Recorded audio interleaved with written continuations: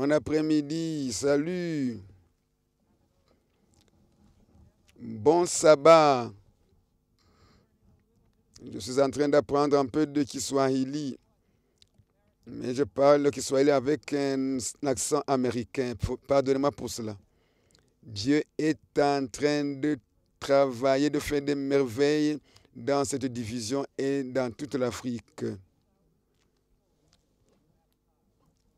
À la Pentecôte, 3000 personnes ont été baptisées en un seul jour. Des milliers de personnes sont venues à Christ. Et ici, Dieu est en train de faire des miracles. Voudrez-vous voir certains miracles ce soir? Dites Amen si vous voulez voir les miracles de Dieu. Le premier miracle, en Tanzanie, dans la conférence de l'Ouest, un site a été établi dans un champ et beaucoup de gens sont en train de suivre ce message dans une église qui s'appelle Mtoni. Voilà un autre témoignage à Butembo. Dans une prison, 800 personnes suivent ce message et 180 se préparent à être baptisés. Qu'est-ce que vous dites, Église?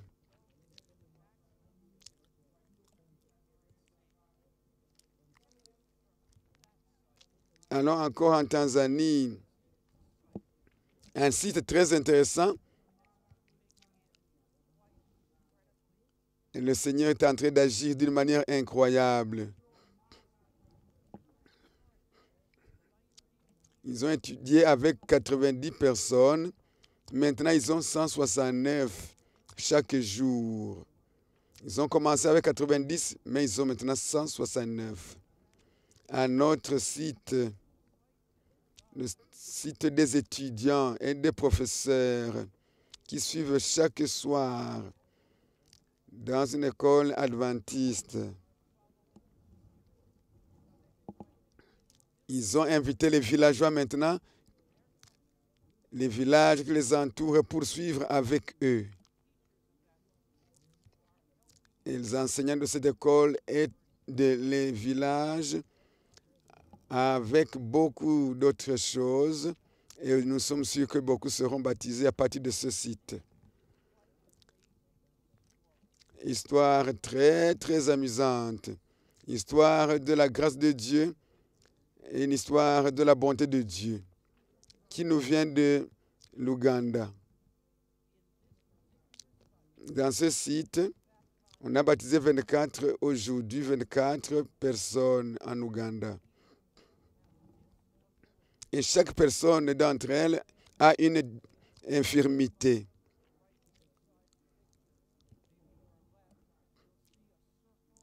Vous voyez le cercle là-bas, autour du baptistère. La personne est infirme et elle est baptisée.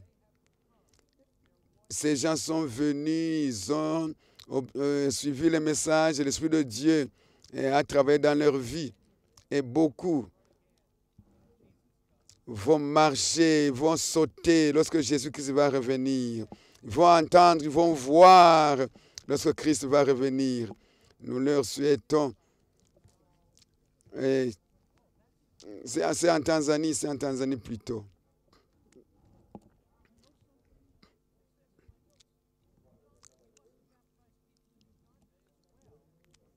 Nous allons baptiser aussi certaines personnes en Ouganda.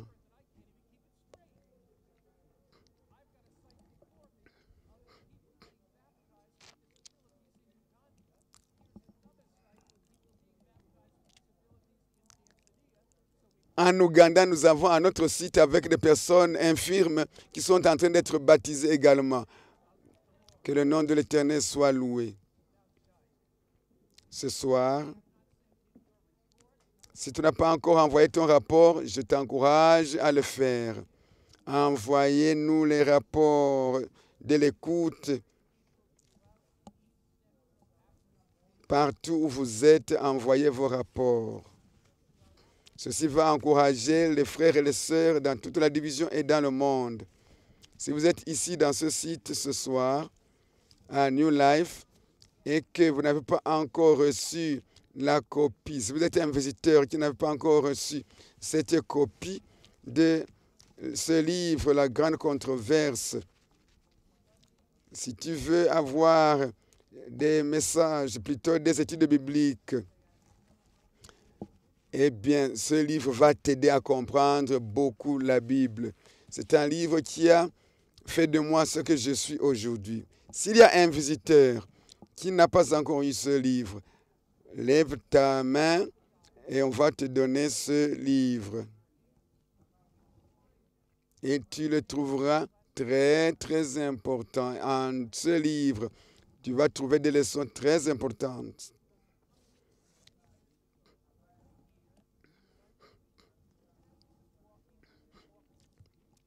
Nous avons une personne, un Maasai qui est venu à l'église adventiste et on lui a donné ce livre. On a placé le livre dans ses mains. Il ne pouvait pas lire ce livre, mais il est rentré avec ce livre au village et son petit frère qui a été à l'école, il lui a donné le livre. Il a commencé à lire pour lui et il a été convaincu de Jésus-Christ et de son amour, et son frère a été baptisé et il est pasteur aujourd'hui. Ce livre va faire la différence dans ta vie. Prions. Père céleste, nous te remercions beaucoup pour la parole de vie. Alors que nous ouvrons la Bible ce soir, que ton esprit nous parle. Là où nous sommes découragés, encourage-nous. Là où nous avons besoin de force, donne-nous la force, fortifie-nous. Là où nous sommes découragés, donne-nous la paix. Là où nous manquons de dévouement, impressionne-nous par ton Saint-Esprit pour que nous puissions travailler davantage pour toi. Au nom de Jésus, nous prions. Amen. Avez-vous remarqué que la société est en train de changer rapidement aujourd'hui? Les valeurs dans les familles en Afrique, quelque part, sont compromises. Les valeurs sont compromises. Le matérialisme de beaucoup fait que l'Afrique continue à grandir dans son économie. Les choses changent. Et l'Internet a envahi et a amené beaucoup de crimes dans nos maisons parce que nous observons les crimes et quelqu'un se demande comment est-ce qu'on peut élever une famille qui craint Dieu dans un environnement si terrible, dans l'immoralité, dans le vol, dans les abus, l'alcoolisme, l'ivrognerie, la drogue. Comment pouvons-nous vivre une vie d'un homme et de femme craignant Dieu dans cette situation désastreuse? Dieu a-t-il une fondation dans son gouvernement? Quel est le message de Dieu pour la dernière génération de cette planète? Hier, nous avons étudié dans Apocalypse chapitre 14 qui parle de 3 anges qui volent au milieu du ciel. Et nous allons encore revenir à ce message ce soir. Je vis un autre ange qui volait par le milieu du ciel. Un ange vole avec un message urgent, ayant un évangile éternel pour l'annoncer aux habitants de la terre. C'est un message de la bonté, de l'amour, de la miséricorde de Dieu, pour le prêcher à toute langue, à tous les habitants, à toute tribu, à tout peuple. C'est un message très important pour notre temps, comme il était important pour le temps de Noé. Et il dit, craignez Dieu et donnez-lui gloire, car l'heure de son jugement est venue, et adorez celui qui a fait le ciel et la terre et la mer et les sources d'eau. Craignez Dieu signifie quoi? Nous avons étudié hier que ça signifie obéir à Dieu. Craindre Dieu, c'est respecter, révérer Dieu en lui obéissant. Maintenant, donner gloire à Dieu parce que l'heure du jugement est venue. Ça signifie que nous vivons dans une époque de jugement. Avant la venue de Jésus-Christ, le jugement aura été lieu. Il est en cours maintenant. La destinée de chaque personne aura été déterminée avant le retour de Jésus-Christ. Nous avons donc besoin de vivre une vie de personnes craignant Dieu par la grâce de Dieu. La société dit maintenant, tu n'as pas besoin d'obéir à Dieu. Tu fais des choses à cause de ton environnement et tu dois faire des choses à cause de ton hérédité. Tu n'as pas besoin de changer. Ce n'est pas ton problème. Tu n'es pas responsable. Mais je vous dis que je ne peux pas dire, je ne peux pas obéir parce que papa et maman, mes frères, mes amis, ma société m'ont demandé de ne pas le faire. Chacun doit se tenir devant Dieu seul.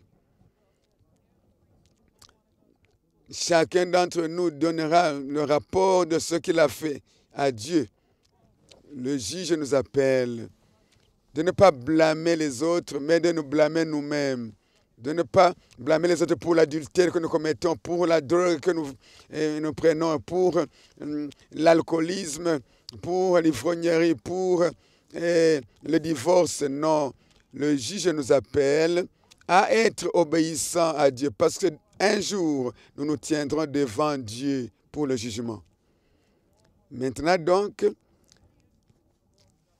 la loi de Dieu soutient. Dieu ne nous juge pas basé sur ce que nous pensons, mais plutôt basé sur ce qu'il pense lui.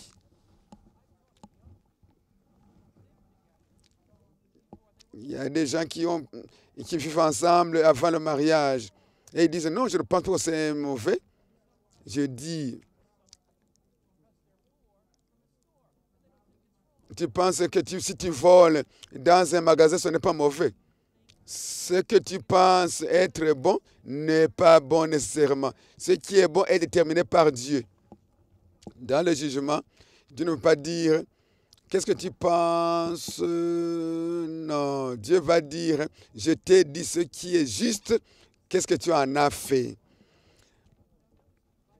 La Bible dit en Jean chapitre 2, verset 12, parlez et agissez comme quelqu'un qui sera jugé par la loi de la liberté. La loi de Dieu, ce n'est pas quelque chose qui vous limite, c'est une loi de liberté. Ça ne vous enlève pas la liberté, mais elle vous rend libre. La loi de Dieu est appelée la loi de la liberté. La loi de Dieu est appelée la loi de la liberté. La loi de Dieu nous libère, nous aide à vivre la meilleure vie, une vie abondante et heureuse. C'est la vie de désobéissance et de rébellion contre Dieu qui amène la maladie, la tristesse, la souffrance et la mort. Si vous voulez vivre une vie d'abondance, une vie de joie, de bonheur, Jésus te dit, Jean 13, verset 17, si tu connais ces choses, heureux es-tu si tu les fais, si tu les accomplis. En Jean 10, verset 10, je suis venu.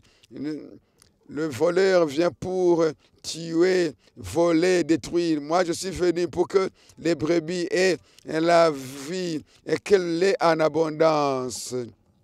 Dieu, Jésus-Christ est venu pour que tu aies une vie abondante, que tu aies la paix, que tu aies la joie, que tu vives une vie abondante. Et comment est-ce que cela est vrai?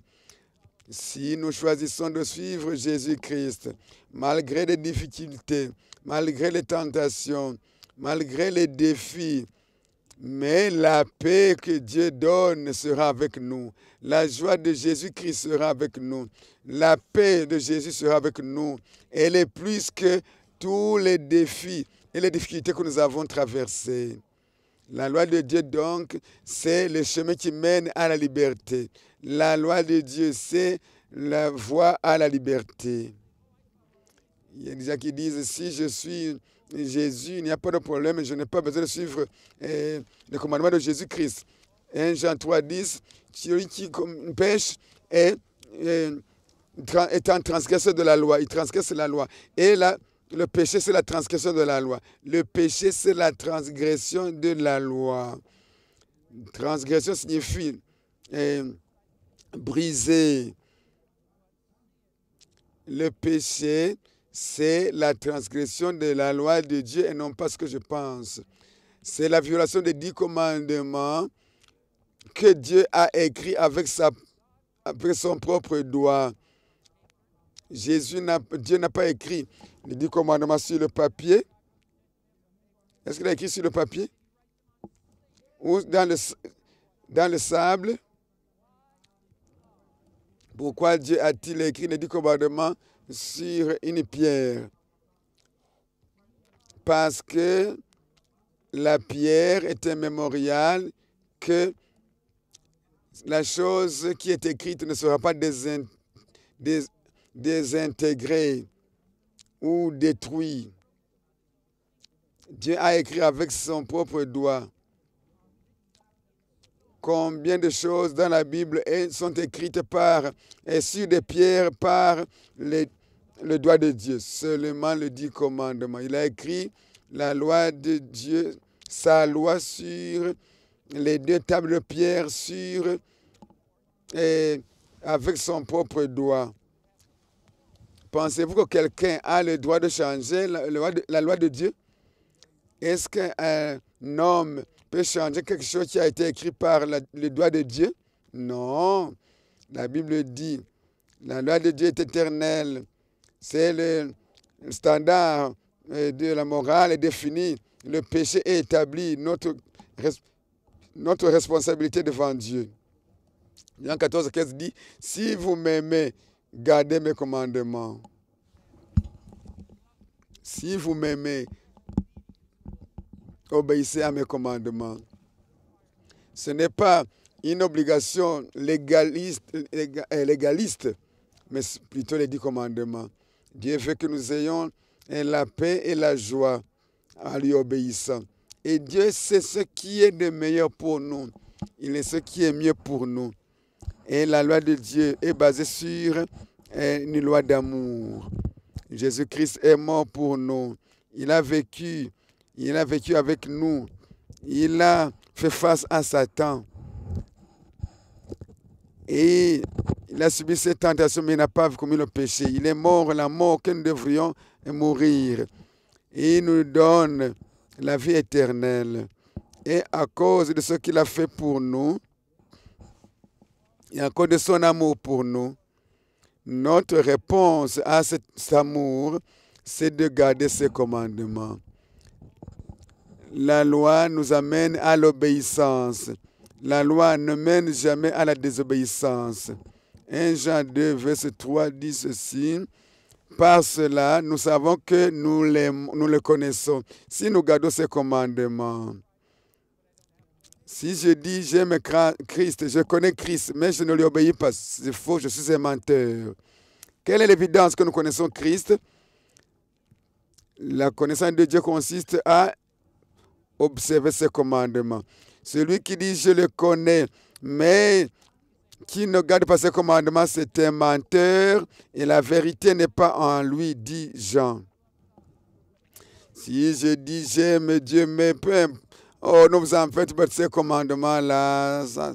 Non, tu peux voler, tu peux commettre adultère, tu peux mentir. Celui qui dit que je le connais et ne garde pas ses commandements est un menteur. Qu'il fait que, et il soit, qu'il appelle menteur, c'est Dieu qui nous appelle menteur. Dieu veut nous sauver par sa grâce, dans sa puissance, il veut que nous vivions une vie saine d'obéissance pour nous tenir devant Dieu au jour du jugement. Je n'obéis pas à Dieu pour être sauvé, parce que mes œuvres ne pourraient jamais me sauver. Éphésiens 2, versets 8 à 10. Par la grâce, vous êtes sauvés par la foi. Et c'est le don de Dieu, afin que personne ne puisse se glorifier. Mais le verset dit ceci: nous sommes ces œuvres créées pour faire de bonnes œuvres. Voici comment nous sommes sauvés.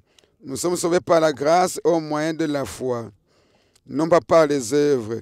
Le verset 10 dit: car nous sommes son ouvrage ayant été créés en Jésus-Christ pour de bonnes œuvres que Dieu a préparées d'avance afin que nous les pratiquions. Donc les œuvres sont l'évidence de notre salut. Si je pratique les bonnes œuvres, c'est que je suis sauvé. Je ne fais pas les bonnes œuvres pour être sauvé, mais je pratique les bonnes œuvres pour être sauvé. Dieu me change, me donne la capacité d'obéir à ses commandements. Il n'y a pas de contradiction entre la foi et les œuvres. Il y en a qui disent que la loi est dans l'Ancien Testament et la grâce dans le Nouveau Testament. Demandez à Noé. Tu as été sauvé par quoi? J'ai été sauvé par la grâce. David, j'ai été sauvé par la grâce. Demande à Abraham, j'ai été sauvé par la grâce. Il n'y a pas de voie de salut. La grâce de Dieu qui amène le salut à tout homme. La grâce de Dieu amène le salut à tout le monde. Donc il n'y a pas deux méthodes de salut. Nous sommes sauvés par la grâce au moyen de la foi. Mais alors, une fois que nous sommes sauvés, nous observons les commandements de Dieu. La Bible nous dit, Romains 3, 20, par la loi, nous connaissons le péché. La fonction de la loi de Dieu, c'est de nous révéler ce qui est le péché pour pouvoir l'éviter. Donc, la loi nous aide à connaître le péché pour l'éviter, bien sûr. Et le péché, c'est la transgression de la loi. S'il n'y a pas de loi, il n'y a pas de péché. S'il n'y a pas de péché, il n'y a pas de grâce. Car s'il n'y a pas de loi, il n'y a pas de péché. Car le péché, c'est la transgression de la loi. S'il n'y a pas de péché, pas besoin de grâce. Et s'il n'y a pas de grâce, pas besoin de croix. Parce que Jésus-Christ est venu parce que nous avons transgressé la loi. Jésus est venu parce que nous avons besoin de grâce. Et c'est pourquoi il est mort sur la croix. Donc sans la grâce, il n'y a pas de croix. S'il n'y a pas de croix, il n'y a pas de salut. S'il n'y a pas de salut, il n'y a pas de sauveur. Donc si vous détruisez la loi, il n'y a plus de péché, il n'y a pas de grâce, il n'y a pas de croix, il n'y a pas de salut, il n'y a pas de sauveur. Et si tu n'as pas besoin de salut, tu n'as pas besoin de sauveur. En d'autres termes, ça c'est une idée étrange de dire j'ai été sauvé par la grâce, mais je ne peux pas observer les commandements de Dieu. Quel est le rôle de la loi? La loi te révèle le péché. Et quel est le rôle de la grâce? La Bible nous dit, Éphésiens 2, par la grâce, vous avez été sauvés, non pas par vous-même, mais c'est le don de Dieu. La grâce, c'est quoi? C'est la grâce, c'est la miséricorde, c'est le pardon, c'est la puissance et c'est l'amour de Dieu, bien sûr. Est-ce que tu as besoin de grâce? Est-ce que tu as besoin de miséricorde ce soir? Si tu as transgressé le commandement de Dieu, il y a la grâce ce soir. Si tu as vécu une vie très mauvaise, la grâce de Dieu est là pour te pardonner. Si tu as besoin de pardon ce soir, alors que tu nous écoutes, tu te sens coupable, tu peux quitter cette réunion en laissant au pied de Jésus-Christ le poids, le fardeau de tes péchés. Si vous êtes venu ici et que vous vous sentez faible, vous rentrerez avec la puissance de Dieu, par la grâce de Dieu. Et si tu es venu ici sans avoir l'amour dans ton cœur, tu rentreras avec l'amour dans ton cœur. Romains 3,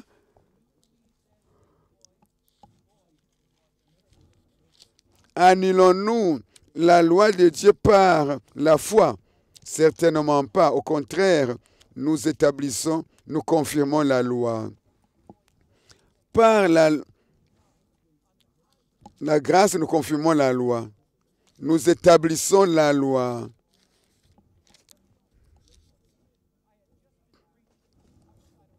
Nous n'anéantissons pas la loi par la foi. Au contraire, par la foi, nous confirmons la loi. Un jour, j'ai fait un appel.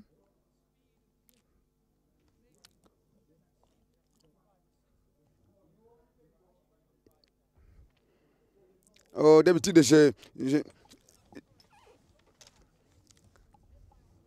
conduis d'habitude très rapidement. Mais un jour, j'étais en train de filer et derrière moi, j'ai vu une voiture avec des feux rouges. Et l'homme m'a dit, est-ce que tu connais ta vitesse? J'ai dit, est-ce que je roule très rapidement? Il dit oui. Il m'a demandé, donne-moi ta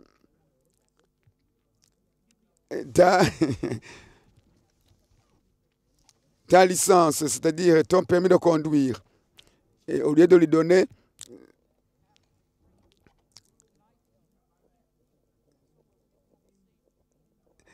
alors je lui ai montré ma carte de créance, je lui ai dit, nous sommes les mêmes, nous faisons le même travail. Toi, tu empêches les gens de filer et moi, j'empêche les gens de transgresser la loi. Alors, il m'a dit, pasteur, va et garde maintenant la loi. Qu'est-ce que je méritais? Qu'est-ce que je méritais parce que j'avais transgressé la loi de la circulation? Je méritais une punition. Est-ce qu'il m'a donné ce que je méritais? Est-ce qu'il m'a puni? Non. Je n'étais pas donc sous la loi, j'étais sous la grâce. Et maintenant, je suis entré dans ma voiture. J'ai commencé à aller lentement, parce que je suis sous la grâce et non sous la loi. J'ai roulé lentement pour ne plus transgresser la loi, puisque j'avais reçu grâce. Lorsque Dieu nous donne grâce, nous ne voulons plus transgresser son commandement. Non, Jésus dit, je ne suis pas venu pour annuler la loi et les prophètes, mais je suis venu pour les accomplir. Quand je suis venu, ce n'est pas pour vous dire, tu n'as plus besoin de commettre l'adultère. Non. Non. Je suis venu te sauver pour que tu ne continues plus à transgresser les commandements de Dieu. Car le péché ne dominera pas, n'aura pas de domination sur vous. Car vous n'êtes pas sous la loi, mais sous la grâce. Cela signifie quoi? Être en dessous de la loi, c'est être en dessous de la loi comme méthode de salut. Mais nous sommes sous la grâce. Nous sommes sauvés par la grâce en vue de ne plus transgresser les commandements de Dieu. La Bible dit encore, Romains 6, 24, 14. Qu'est-ce que la Bible dit encore? Je suis sous la grâce quand j'accepte Jésus-Christ et que je sens la puissance d'observer son commandement. Quand Jésus m'a pardonné, Je suis rempli de la puissance de Jésus-Christ pour changer ma vie. La loi, c'est comme un miroir. Je suis dans ma voiture et je vois quelque chose sur ma face. Et la femme me dit, chérie, c'est le temps de venir manger. Mais le miroir me dit, mais est-ce que tu vas sortir, tu vas aller manger avec ces saletés? Non, regardez dans votre miroir. Quand vous regardez dans le miroir, vous voyez les saletés et de l'huile un peu partout. Est-ce que le miroir va maintenant me laver ces saletés? Non, mais le miroir va me dire, tu es sale. Alors, je dois chercher le savon pour me laver. La loi de Dieu, c'est comme le miroir qui nous dit, tu as transgressé un commandement de Dieu. Va vers Jésus pour être pardonné. Alors, vous allez au calvaire, vous dites à Jésus, j'ai péché contre toi, j'ai transgressé ton commandement, pardonne-moi Jésus. Et il dit, si tu confesses tes péchés, il est juste et fidèle pour te le pardonner et pour te laver de toute souillure. Le péché que nous avons confessé ne va plus nous suivre et nous détruire. Mais le péché que nous n'avons pas confessé va nous détruire. Et un péché que nous ne voulons pas confesser, c'est un péché impardonnable. Lorsque nous avons endurci notre cœur, le péché devient impardonnable. Mais si nous venons devant Jésus pour demander pardon, Seigneur Jésus, donne-moi la puissance d'observer ton commandement. Et toute la loi de Dieu peut être résumée en un seul mot, l'amour. Ce pharisien qui est venu vers Jésus, il lui a dit, quel est le plus grand commandement de la loi? Maître, quel est le plus grand commandement de la loi? Matthieu 22, 36, 40. Jésus lui dit, tu aimeras le Seigneur ton Dieu de tout ton cœur, de toute ton âme et de tout ton esprit. Ça, c'est le plus grand commandement. Le second grand commandement, aime ton voisin, ton prochain comme toi-même. Jésus a résumé les 10 commandements en disant, aime Dieu, aime ton prochain. C'est ça le résumé des commandements. Ce que Jésus faisait, c'était l'extension, l'explication de l'amour. Si tu aimes Dieu, tu observeras les 4 commandements. Si tu aimes ton prochain, tu observeras les 6 derniers commandements. Et les 10 commandements peuvent être résumés en aime Dieu, aime les autres. Si j'aime mon prochain, je ne peux pas voler, je ne peux pas commettre l'adultère, je ne peux pas être jaloux ou envier les choses d'autrui.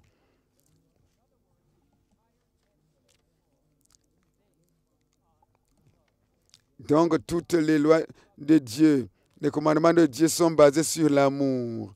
Regardons ces commandements en profondeur. Exode 23 à 17. Ces commandements sont nécessaires dans le monde où nous vivons. Ils sont nécessaires pour l'Afrique. Tu n'auras plus d'autres dieux devant ma face.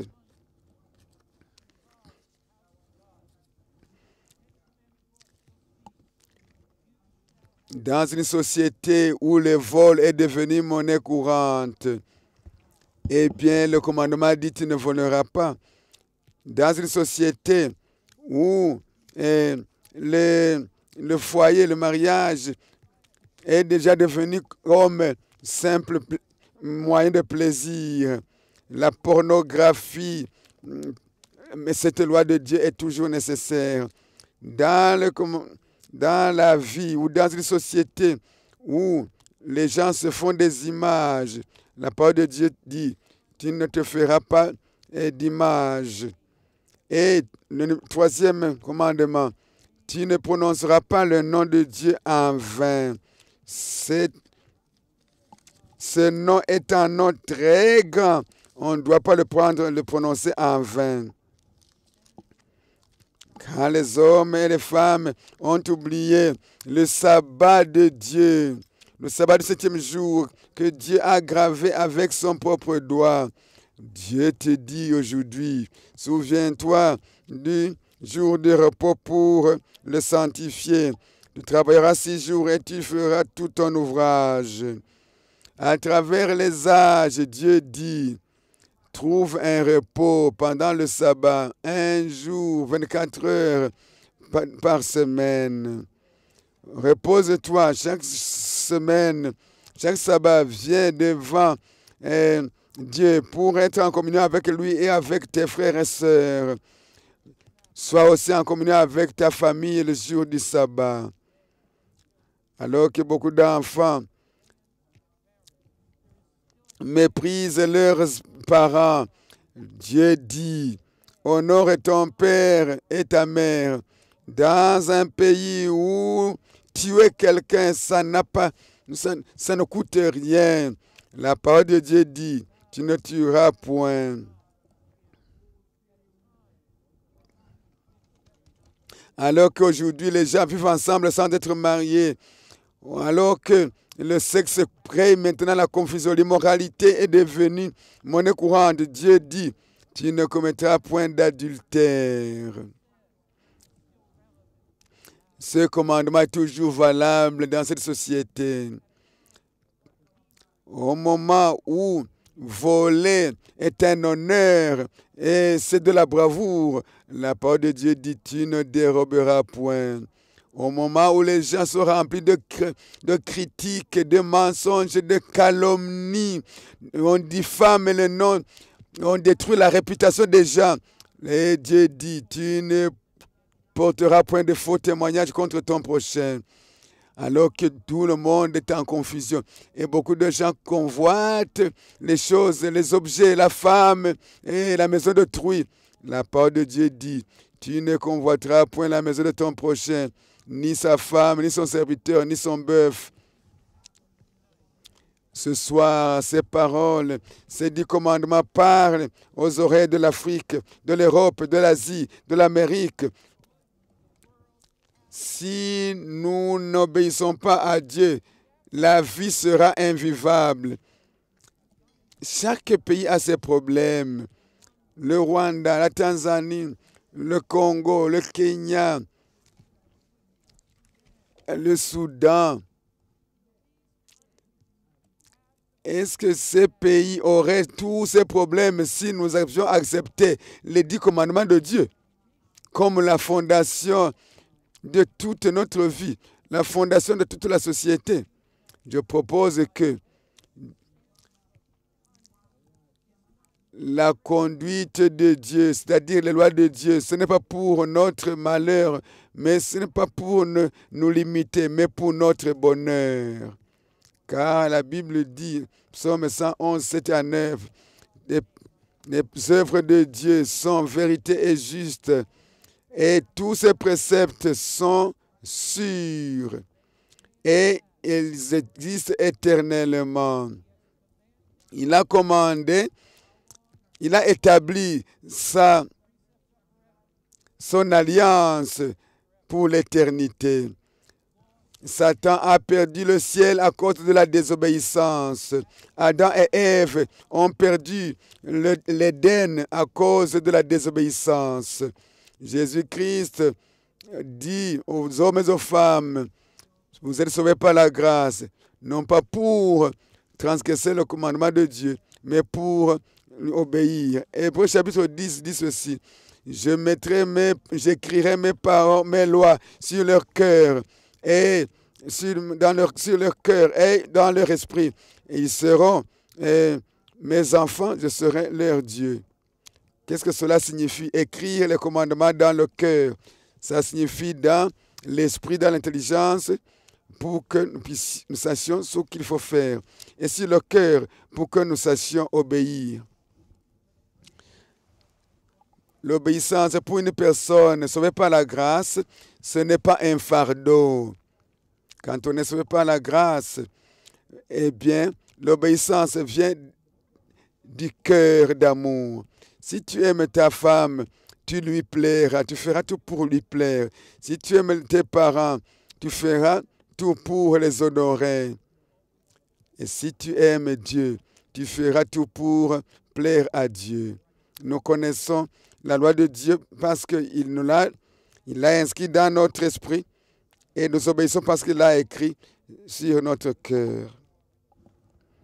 Si le commandement de Dieu est écrit dans notre esprit et sur notre cœur, eh bien, nous n'aurons pas de difficulté à observer le commandement de Dieu.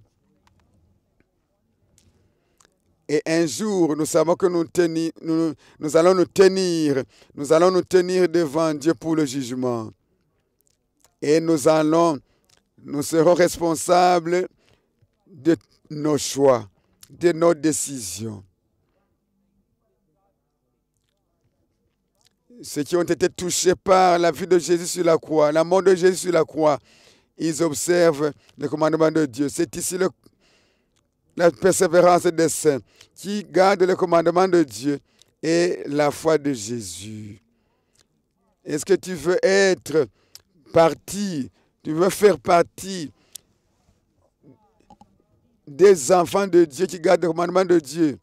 Si tu meurs avant la venue de Jésus-Christ, est-ce que tu veux que Dieu dise, sors du tombeau? Marie, Pierre, Jean, Louis, Matthieu, sors du tombeau. Et ainsi tu seras revêtu d'un corps immortel. Ton corps infirme sera transformé et tu vas monter au ciel avec Jésus-Christ. Si tu vis une vie conforme à la volonté de Dieu et que c'est ton désir, si tu désires vivre cette vie, les hommes de la dernière génération, les hommes et les femmes des derniers jours, ils seront remplis de la puissance de Dieu pour observer le commandement de Dieu. Apocalypse 22, verset 14, c'est le dernier chapitre, la conclusion. Il dit ceci: heureux ceux qui lavent leurs robes afin d'avoir droit à l'arbre de vie et d'entrer par les portes dans la ville. Les bienheureux, ce sont les gens qui sont bénis de Dieu. Ils pourront entrer dans le ciel par les portes de la cité. Combien disent ce soir, je veux être béni, je veux être le bienheureux, je veux être parmi ceux qui vont entrer par les portes de la cité céleste, par la grâce et la puissance de Dieu. Même si vous êtes faible, Dieu vous donnera la puissance d'observer ses commandements. Par sa grâce, Dieu va te faire vainqueur. Un jour, à Chicago, il y avait un prédicateur. Beaucoup de gens sont venus dans cette salle. Finalement, une femme a amené son enfant pour saluer Moody, le prédicateur Moody. Et la femme a dit, tu n'auras plus de chance dans la vie. Ta seule chance, c'est de saluer le prédicateur. C'est la seule chance de le saluer. Et l'homme, le petit garçon, a mis les mains derrière. Et la mère a dit, mais touche, salue le prédicateur. Et le garçon a dit, oh, je ne veux pas ouvrir la main. Et maman a dit, ouvre la main. Il a refusé. Le garçon a refusé. Maman, je ne peux pas ouvrir ma main. Je ne peux pas. Alors, il a ouvert les mains et on a vu dans les mains du marbre, des billes de marbre. C'était des pierres précieuses. Il a dit, si je le salue, l'évangéliste Moody va prendre mes billes, mes perles, mes pierres précieuses. Il n'a pas voulu saluer, donner la main au prédicateur parce qu'il avait des pierres précieuses en sa main. Jésus-Christ, ce soir, il veut que tu viennes le saluer, que tu l'embrasses, que tu ouvres tes mains. Et il dit, ouvre tes mains. Est-ce qu'il y a des choses que tu veux garder pour toi, que tu ne voudrais pas laisser pour saluer Jésus, pour accepter Jésus, pour le recevoir comme ton sauveur et ton Seigneur?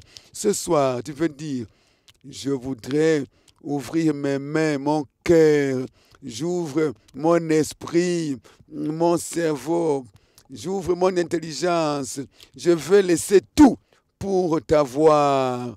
Parce que tu es tout pour moi. Si c'est ton désir ce soir, si tu veux dire, Seigneur, je vais ouvrir mon cœur, je vais ouvrir mes mains, je vais ouvrir mon cœur et mon esprit pour te recevoir comme mon Seigneur et mon Sauveur, pour que je puisse être debout au jour du jugement. Quelqu'un veut recevoir Jésus, mais il se sent faible. Je te demande de venir ici. Tu peux prendre encore une décision partout où tu nous écoutes, sur les plateformes digitales. Je voudrais que tu viennes devant. Viens, viens. Si tu es dans cette audience, viens, dis Jésus. Viens, en venant à l'autel, dis à Jésus, Seigneur, j'ai besoin de ta force. Je vais inviter 3 groupes de venir ici, partout où vous nous suivez. Viens, viens, viens, viens à Jésus. Viens. Partout où tu suis, viens, viens. Si tu écoutes la radio, prends cette décision. Dis, je donne tout, Seigneur. Je ne veux rien retenir comme ce garçon-là qui a refusé de saluer le prédicateur parce qu'il avait des billets dans la main. Quelqu'un veut donner tout. Quelqu'un qui est découragé, mais qui a besoin de puissance. C'est le moment de prière. Cette place pour la prière. Nous allons vous dédier à Jésus-Christ. Deuxièmement, si vous voulez être baptisé. Troisièmement, si tu as été baptisé un jour et tu as régressé, tu as abandonné Dieu, tu veux être rebaptisé pour renouer ta relation avec Jésus-Christ, viens aussi. Tu veux donner ta vie à Jésus-Christ. Tu as besoin de bénédiction de Jésus-Christ, viens ici devant. Tu peux venir maintenant. Il y a 3 groupes. Le premier groupe, il y a des choses que je voudrais délaisser à cause de Jésus-Christ, pour que Jésus-Christ puisse prendre ce fardeau sur lui et que je sois libéré pour l'accepter comme mon Seigneur et mon Sauveur. Deuxième groupe, tu veux être baptisé, viens ici. Troisième groupe, ceux qui disent, Seigneur Jésus, prends ma vie. J'avais accepté Jésus comme mon Seigneur et mon Sauveur, mais j'avais régressé. J'avais abandonné Jésus. Je veux maintenant renouer ma relation avec toi, Jésus. Je voudrais avoir la paix. Viens aussi devant. Ne tarde pas à venir. Il y a une prière spéciale pour ces gens. C'est là qui seront baptisés demain. Venez aussi ici. Et ceux qui s'étaient égarés et qui veulent dire, je veux, Seigneur, que tu gardes ma vie, que tu prennes ma vie. Je veux obéir à ton commandement. Peut-être tu as essayé d'obéir à Dieu par ta force et tu as échoué. Cette force de victoire, tu l'auras après cette prière. Dieu est en train de bouger. Son esprit bouge dans cette audience. Viens. Ne sois pas comme le petit garçon qui a maintenu les billes et les perles et a raté de saluer le prédicateur. Ne manque pas cette opportunité. C'est une opportunité unique. Viens vers Jésus. Ceux qui seront baptisés, prenez la carte, écrivez les noms et au verso, vous écrivez votre nom pour les requêtes de prière.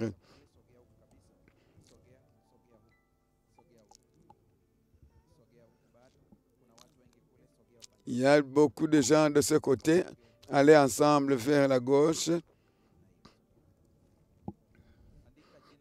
Écris ton nom. Ceux qui nous suivent par télévision, il y a une carte électronique. Tu peux la scanner et la compléter électroniquement.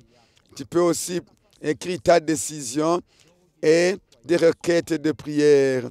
Prends cette opportunité pour venir à Jésus. Les choses que tu ne veux jamais abandonner dans la vie et tu veux les délaisser ce soir, viens maintenant. Viens.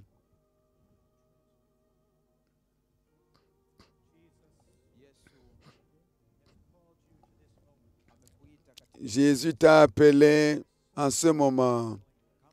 S'il y a une chose avec laquelle tu luttes, laisse-la au pied de Jésus. S'il y a une habitude, amène-la à Jésus. Si tu as besoin de force, demande à Jésus de te donner cette force. En ce moment, dans des moments comme ceci, l'Esprit de Dieu descend et il tâche les cœurs. Il change des vies. Si tu es là dans nos sites, partout dans le monde, les pasteurs, rejoignez les gens, recevez les gens qui viennent devant, dans vos sites, partout où vous êtes en Afrique. Entourez ces gens qui se donnent. Priez avec eux quand ils viennent. Dans certains sites où il y a des infirmes, peut-être vous ne pouvez pas vous lever et marcher. Au moins, levez votre main. Dans les prisons, je parle aux prisonniers qui m'écoutent. Il y a encore de la vie en Jésus-Christ.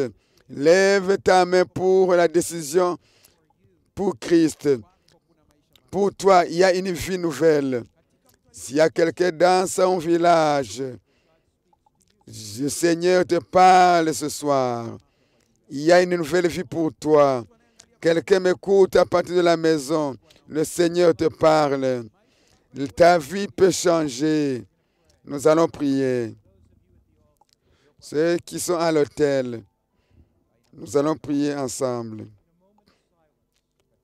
Dans un moment de silence, parle d'abord à Jésus.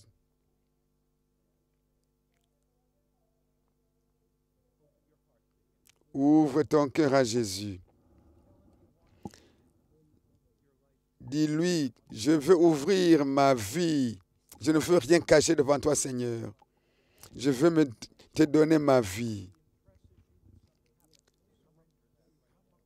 S'il y a une habitude qui te retient, laissez l'habitude au pied de Jésus. Si tu as pris la décision de te baptiser, confirme cette décision maintenant. Dis à Jésus, j'ai besoin d'une victoire. Mon Père céleste, nous te remercions ce soir pour le Saint-Esprit qui bouge dans cette audience. Nous te remercions parce que nous pouvons nous tenir debout devant Dieu pour être pardonnés. Nous pouvons être pardonnés et changés par la grâce. Nous te remercions parce que tu es un Père d'amour, parce que tu veux nous voir dans ton royaume. Un jour, nous vivrons avec toi au ciel. Au nom de Jésus, nous prions. Amen. Demain soir, nous aurons un grand service. D'abord, le matin, nous aurons un service du sabbat dans toute l'Afrique Vous pouvez nous rejoindre ici à partir de 9 h demain et le soir. Je parlerai d'un commandement dont Dieu dit, souviens-toi, mais le monde entier transgresse ce commandement. Ne rate pas cette dernière leçon de la semaine. Que Dieu te bénisse. Ceux-là qui se sont donnés, suivez le pasteur pour davantage d'instructions et pour de prières spéciales avec le pasteur.